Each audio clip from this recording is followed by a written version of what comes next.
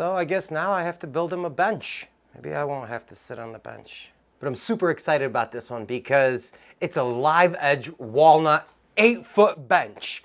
Yeah, 8 foot long, and it's gonna look amazing. So I don't want to delay this project anymore. Let's get started. Oh yeah. Woo. All right, so right now this thing is just under 10 feet, which we're gonna make it into 8 feet. Up here we have about 13 inches all the way across, ranging from about 13 to 13 and a half, and then it flares down. It flares to about 14, 15, depending on where we are with the slab. And obviously it's a tree and it's gonna grow however it wants, so you're never gonna get perfect lines. But we picked out the straightest, clearest slab that we possibly could to make this whole project easy. And it is gorgeous. This thing is gonna be sexy. So yeah, let's do this. Let's do it.